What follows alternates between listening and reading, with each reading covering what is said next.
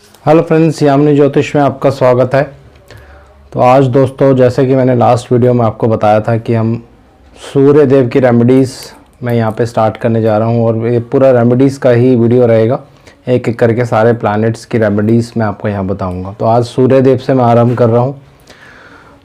Video आरंभ करने से पहले मैं बहुत बहुत धन्यवाद करना चाहता हूँ उन सबका जो लोग मेरे चैनल को सब्सक्राइब कर रहे हैं। थोड़ा सा मेरा सेटअप चेंज है दोस्तों, बहुत दिनों बाद आज ये वीडियो बना रहा हूँ क्योंकि मेरे घर में कुछ रेनोवेशन का काम चल रहा है। तो देखिए दोस्तों, सूर्य देव को बहुत इम्पोर्टेंस दी जाती है वैदिक एस्ट्रोलॉजी में। जैसे आप चंद्र कुंडली देखते हैं उसी तरह से आप सूर्य कुंडली से, यानी जहाँ भी आपका सूर्य देव प्लेस्ड है कुंडली में, उसको आप लगन बना लीजिए और उसके बाद गोचर लगा सकते हैं। कोई भी योग आपको देखना है वो देख सकते हैं। ये सारी प्रिडिक्शंस जो हैं सूर्य कुंडली से भी की जाती हैं दोस्तों। एक एग्जांपल मैं आपको यहाँ बताता हूँ। मान लीजिए आपने अपनी कुंडली को ट्विस्ट किया, जहाँ सूर्य देव हैं उसको लगन बना लिया।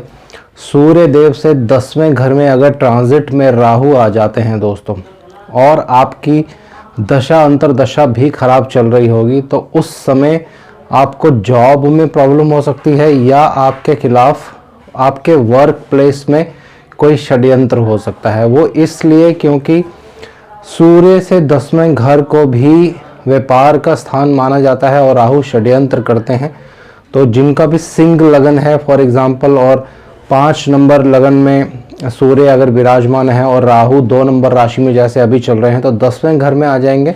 और अगर आपकी दशा अंतरदशा खराब है तो इस केस में आपकी जॉब छूट सकती है। जिन लोगों का लगन सिंह लगन है, थोड़ा सा अलर्ट रहें अपने बॉस से, अपने व्यापार स्थान में, अपनी जॉब के स्थान में, सब अपने जो कोलीग्स हैं उनसे थोड़ा रिलेशंस अच्छा रखे, वरना आपकी जॉब छूटने का यहाँ पे बहुत ज़्यादा डर होगा।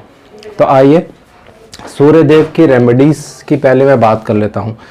देखिए, सूर्य देव की सबसे अच्छी रेमेडी होती है दोस्तों गायत्री मंत्र। आप जैसे ही सूर्य उदय होता है, सूर्य उदय की तरफ, सूर्य देव की तरफ मुंह करके गायत्री मंत्र का जाप करें। कम से कम 9 बार या 27 बार या 108 बार, ये तीनों आपको याद रखने हैं।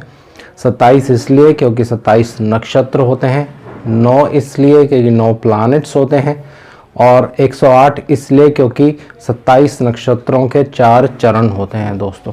सेकंड रेमेडी होती है सूर्य देव को जल देना। जी हाँ, सूर्य देव की तरफ मुख करके आप सूर्य देव को जल दें। उसमें आप लाल गुलाब की पत्तियां भी डाल सकते हैं जल देते वक्त। ये बहुत ही शुभकारी होता है दोस्तों। और सूर्य देव के मंत्र होते हैं वो आप पढ़ सकते हैं बेस्ट, जैसे कि मैंने आपको बता दिया। गायत्री मंत्र आप सुबह और रात को सोने से पहले पढ़ सकते हैं। ये सूर्य देव की बहुत अच्छी रेमेडी होती है। सूर्य देव का आप दान भी कर सकते हैं, जैसे लाल फूल हैं, लाल फल हैं, लाल कपड़ा है, तांबा है, किसी तरह की भी लाल चीज़ है, गुड़ है, गेहूं है, ये सब आप दान कर सकते हैं। जिन लोगों का सूर्य कुंडली में ख़राब है, ये उनके लिए रेमेडीज़ हैं दोस्तों। अब देखिए, कुछ पर्टिकुलर चीज़ें हैं, कुछ पर्टिकुलर मंथ हैं। अगर उस मंथ में आपका जन्म है,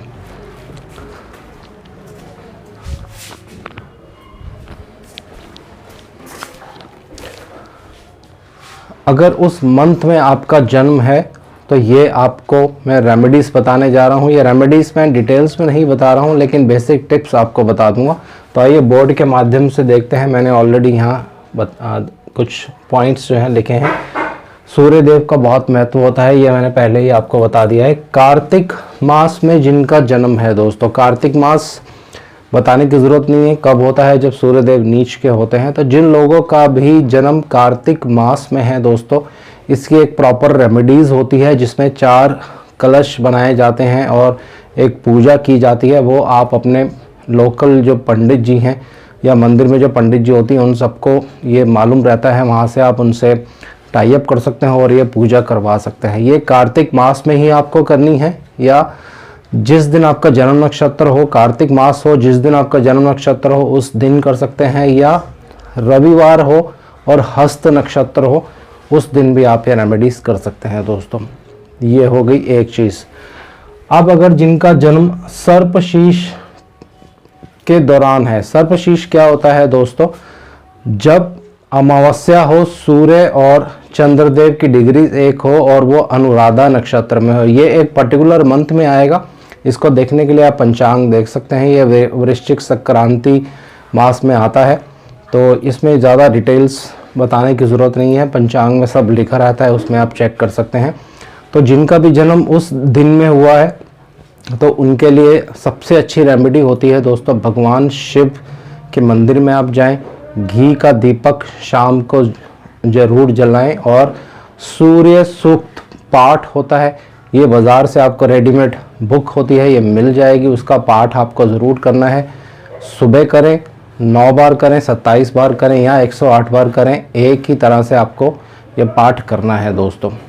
अब बात करते हैं क्रांति साम्य। क्रांति साम्य क्या होता है, ये विस्तार का टॉपिक है। जब सूर्य और चंद्र का सार जो एक हो जाता है उसको क्रांति साम्य कहते हैं। तो डिटेल्स में जाने की ज़रूरत नहीं है, पंचांग में सब कुछ मेंशन होता है। पंचांग दिवाकर, उस पर मेरी वीडियो भी है, वो आप परचेज़ कर सकते हैं। तो इसके लिए भी आपको भगवान शिव की आराधना करनी चाहिए, भगवान सूर्य देव की आराधना करनी चाहिए, जो मैंने रेमेडीज़ बताई हैं वो करनी चाहिए, जिनका भी जन्म क्रांति साम्य के दिन हुआ है। अब बात करते हैं सूर्य ग्रहण। जी हाँ, भाग्यवश जिन लोगों का जन्म सूर्य ग्रहण वाले दिन ही हो जाता है तो आपको क्या करना है, सूर्य देव की जो रेमेडीज़ है वो तो करनी ही है आपको। जिस नक्षत्र में ग्रहण लगा होगा उस नक्षत्र के देवता की भी आपको आराधना करनी है, पूजा करनी है, और राहु देव की भी आपको पूजा करनी है। ये अत्यंत ज़रूरी है दोस्तों, ये आपको ध्यान रखना है। और एक प्रॉपर विधि विधान से एक यज्ञ भी किया जाता है इसके लिए, वो आप अपने लोकल पंडित जी से डिस्कस कर सकते हैं। और जब आपका जन्म नक्षत्र हो उस दिन ये रेमेडी करेंगे तो इसका ज़्यादा इफेक्ट आता है दोस्तों। अब बात करते हैं संक्रांति। जी हाँ, जिनका जन्म संक्रांति के दिन हुआ है, देखिए जब भी सूर्य देव अपनी राशि बदलते हैं उस दिन को संक्रांति कहते हैं।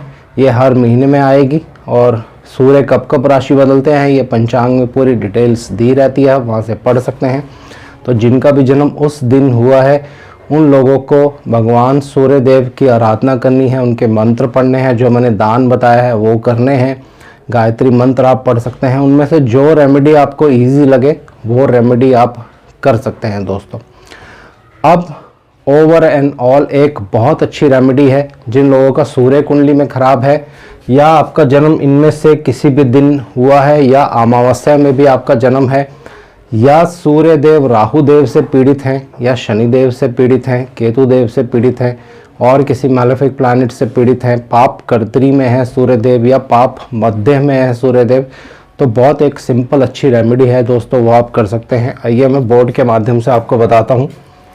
देखिए ये सूर्य यंत्र है जो ऑलरेडी मैंने यहाँ आपको बना के दिया है। इसमें आपको क्या करना है, एक लाल कपड़ा लेना है और लाल कलर के ही पेन से इस तरह का जो यंत्र है आपको एक ही बार बनाना है, हाथ से बनाना है, लिखना है रविवार के दिन और सुबह लिखना है दोस्तों। तो जिन भी लोगों का सूर्य खराब है, जिन लोगों का इन दिनों में जन्म है, उनके लिए रेमेडी बहुत ही कारगर होगी, बहुत अच्छी सिद्ध होगी। इसके 100% अच्छे रिजल्ट्स आते हैं। मैंने बहुत से लोगों को रेमेडीज़ बताई हैं, बहुत अच्छा रिजल्ट देखने को आता है दोस्तों। यहाँ तक आपको बिल्कुल क्लियर हो गया होगा। जिस तरह से चंद्र कुंडली से आप गोचर लगाते हैं, सूर्य कुंडली से भी आप गोचर लगा सकते हैं। और अब देखिए दोस्तों, मान लीजिए किसी की कुंडली में सूर्य देव यहाँ प्लेस्ड है, सिर्फ मैं ये एग्जांपल ले रहा हूँ, और राहु देव अगर यहाँ पे हैं या यहाँ पे हैं या यहाँ पे हैं, तो ये अपनी दृष्टि सूर्य देव पर डालेंगे। अब सूर्य देव अगर कुंडली में आपके कमज़ोर हैं, शत्रु राशि में हैं, षडबल में भी सूर्य देव कमज़ोर हैं और अपनी नीच राशि की तरफ जा रहे हैं, तो ऐसे केस में सूर्य थोड़े से बलहीन हो जाते हैं, सूर्य में कमज़ोरी हो जाती है। तो क्या होगा, आपकी बोन्स पे इफ़ेक्ट आ सकता है, आपके पिता को इफ़ेक्ट हो सकता है। जिन भी चीज़ों के सूर्य कारक होते हैं, आपके बाल झड़ने स्टार्ट हो जाएंगे, बहुत सी उसमें चीज़ें हैं, इसको एक एक करके मेंशन करना डिफ़िकल्ट है यहाँ पे। तो हमें क्या करना है, सूर्य देव की तो रेमेडीज़ हमें करनी ही है, लेकिन साथ साथ हमें जो प्लैनेट उन पे पाप दृष्टि डाल रहा है दोस्तों, उस प्लैनेट की भी आपको रेमेडीज़ करनी है, उस प्लैनेट की भी आपको शांति करनी पड़ेगी। अगर आपने खाली यहाँ सूर्य देव की रेमेडीज़ कर दी तो आपको सूर्य देव जो है इतना ज़्यादा अच्छा इफ़ेक्ट नहीं दे पाएंगे जब तक आप जो प्लैनेट उस पर ख़राब दृष्टि डाल रहा है उसकी रेमेडीज़ नहीं करेंगे दोस्तों। तो ये आप इस तरह कर सकते हैं। मान लीजिए एक एग्ज़ाम्पल मैं देता हूँ, आपके घर में एक बैल्कनी है, वहाँ पे तेज़ धूप आती है, तो उसके आगे जब तक आप कोई शीट या कोई इस तरह का शेड नहीं लगवाएंगे जो धूप को रोक सके और आपकी बैल्कनी में धूप नहीं आए, उसी तरह से ये सिस्टम काम करता है दोस्तों। ये आपको देख लेना है कुंडली में। एक एग्जांपल मैंने आपको यहाँ बता दिया है। तो राहु देव की जो रेमेडीज़ होती हैं, इसका पार्ट अभी थोड़ा आगे है, वो धीरे से आएगा अभी। तो ये आपको ध्यान रख लेना है, जो भी प्लैनेट सूर्य देव को ख़राब कर रहा होगा उसकी रेमेडीज़ आपको करनी है। इसके साथ साथ अगर सूर्य देव आपकी कुंडली में ख़राब हैं तो आपको क्या करना है, जिस नक्षत्र में सूर्य देव प्लेस्ड हैं उस नक्षत्र के जो भी लॉर्ड होंगे उनकी आराधना भी आपको अवश्य करनी है दोस्तों। ये मेरी ऑलरेडी सब वीडियो है, हर नक्षत्र के कौन से देवता होते हैं, ये आप मेरी पुरानी वीडियोस में देख सकते हैं।